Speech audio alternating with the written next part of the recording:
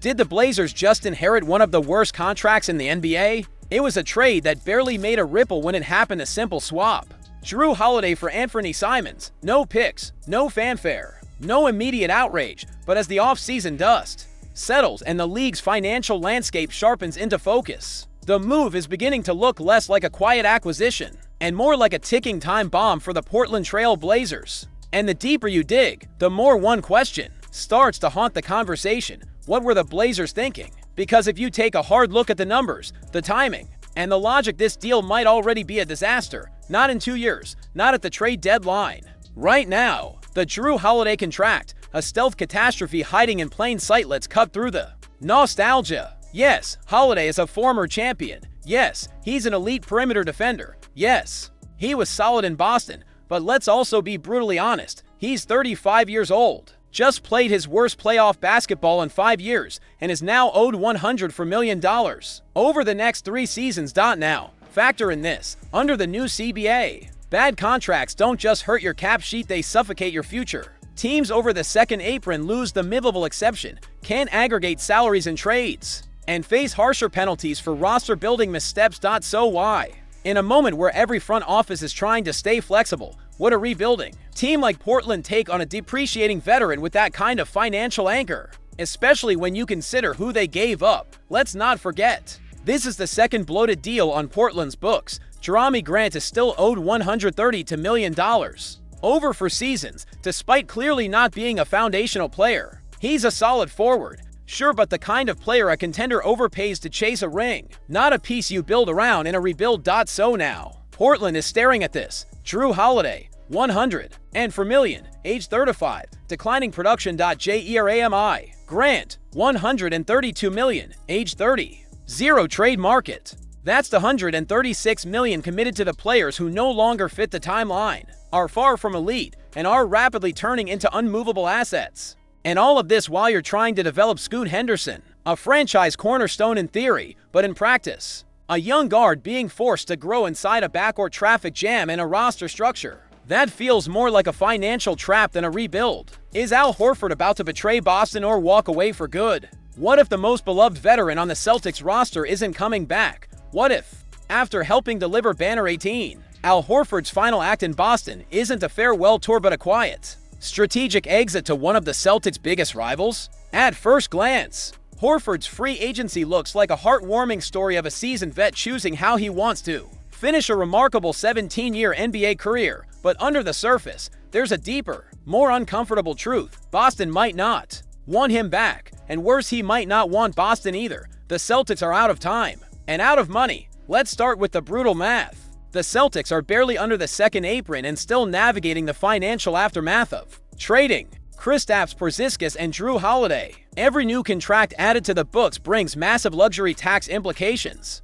Horford's minimum deal might be small on paper, but in Boston's cap situation, even a $3 million salary could trigger penalties worth 5 times that amount. So, despite his leadership, playoff experience, and on-court impact, Al Horford has become a luxury the Celtics might not be able to afford. And that changes the entire tone of his future in Boston. This is bigger than basketball. Horford's loyalty is about to be tested. Most fans assume Horford is Boston through and through. 2 stints with the team, a title in 2024, vocal support for Jason Tatum and Jaylen Brown. He's the locker room conscience, the bridge between eras. But what if that loyalty is conditional? According to Adam Kaufman of CLNS, Horford's decision is now reportedly down to 4 options: return to the Celtics, sign with the Warriors, join the Nuggets, or retire. And here's the shocker: many league insiders no longer consider Boston the favorite. Let that sink in. The veteran who bled green for years might walk away, not because he's done, but because Boston might not want to make room for him. And if he chooses Denver or Golden State, it wouldn't just be a quiet departure. It would be a direct move to help the very teams most capable of ending Boston's repeat title dreams. The Warriors want him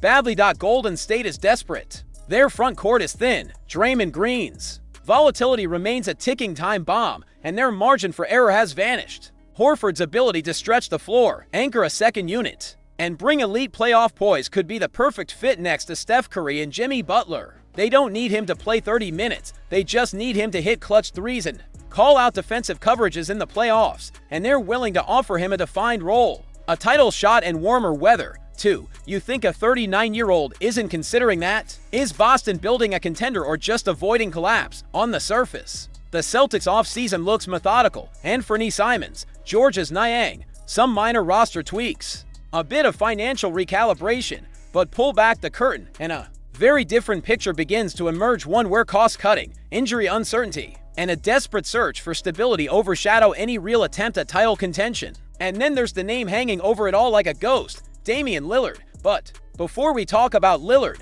let's face the real question. Is Boston quietly unraveling its championship core?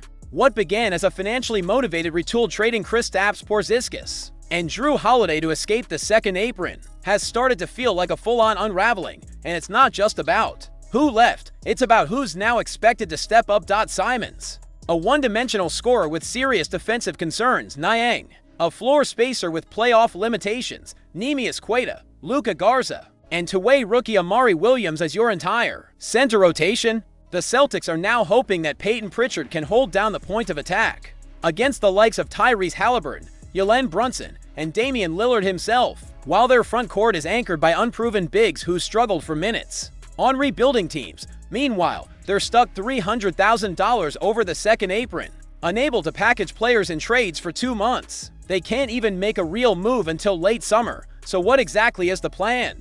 Lillard could fix everything, or expose at hours where things get fascinating. Damian Lillard, still unsigned, still recovering, and possibly still available for a minimum contract. You read that right. Due to offsetting salary rules with the Bucks, Lillard can technically join a new team without it costing much. For a team like Boston, tight on flexibility but high on ambition, it sounds like a dream scenario. But here's the catch. Would Lillard actually sign with the Celtics? Yes, the fit makes sense on paper. Tatum and Brown desperately need another elite shot creator. Lillard shot nearly 38% from 3 on 9 attempts per game. Even while struggling alongside GNS in a clunky offense, his gravity would open the floor for Tatum. His playmaking would ease pressure on Brown, and his shooting, it's still generational. Yet Boston's system thrives on defensive discipline. Since 2021, the Celtics haven't started a true defensive liability. Adding Lillard, who was a defensive minus in Milwaukee even with Antetokounmpo and Lopez covering for him, would be a philosophical shift.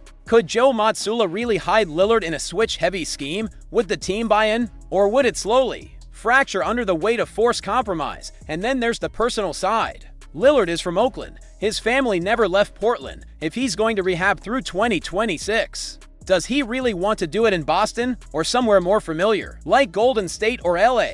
Did the Celtics just admit they're done chasing stars? A single draft night trade, barely a blip on ESPN's bottom line, may have just exposed the harsh financial reality Boston is now operating under. And if you're only watching the highlights, you're probably missing the real story. When the Celtics traded the 32nd pick to the Magic, most assumed it was just standard draft night maneuvering, but days later, Orlando gave rookie Noah Penda a 4-year, $8.7 million contract. That detail, it changes everything. It doesn't just reflect how highly the Magic value Penda. It reveals something far more uncomfortable. The Celtics never intended to keep that pick because they couldn't afford to. Let that sink in. This isn't about basketball fit. It's not about roster depth. It's not about Brad Stevens' brilliant long-term planning. It's about money, and not in the way you might expect from a team that just won a championship. The uncomfortable truth: Celtics are ducking the cost of contention. They new collective bargaining agreement is designed to punish spenders harshly. Second apron teams like Boston don't just pay more in tax, they lose flexibility. No mid-level exception, no sign-in trades, no aggregating salaries and deals. It's a chokehold disguised as a rulebook, and Boston, they're feeling it. They've already offloaded Kristaps Porzingis and Jrue Holiday, to cornerstones of last season's title run, just to breathe under that second apron. Now we're seeing the ripple effects hit even the 32nd pick in the draft. Why? Because Penda, or any early second-rounder, would have likely demanded a real NBA contract, not a 2A, not Exhibit 10, something with guaranteed years, just like Orlando gave him. That kind of deal may only cost a few million, but to the Celtics, it could mean tens of millions more in tax penalties. So they passed. They slid back to pick 46 and 57, grabbed cheaper projects in Amari Williams and Max Shulga, and congratulated themselves on dodging a financial bullet. But here's the question nobody in Boston wants to ask. Because Noah Penda wasn't just some random second-round flyer. Scouts peg him as a potential first-rounder, high motor, versatile defender, development upside. And if he hits, Orlando just landed a rotation piece for pennies on the dollar while Boston hunted for bargain bin depth. So why didn't the Celtics take the risk? Did they truly believe Amari Williams or Max Shulga are in the same tier? Or did they just not want to pay? Let's not pretend this is a one-off. Boston has signed Josh Minott and Luka Garza since then to players unlikely to crack the playoff rotation, but cheap enough to keep the books friendly. There's a pattern forming, one that raises a haunting possibility. The Celtics are no longer thinking like a championship team. They're thinking like an accountant. In isolation. Dumping Porzingis could be about injuries. Letting Jrue go might be age-related. Passing on Penda could be rationalized as we liked other guys better. But when every move points toward shedding cost and ducking penalties, the logic collapses. This isn't retooling, it's financial retreat. And here's where it gets even darker. The second apron doesn't just punish excess. It punishes ambition. If you want to spend to stay dominant, you're going to bleed. And Boston, it looks like they've chosen not to bleed at all. Which raises a disturbing thought. What if this is the beginning of a dynasty's decline?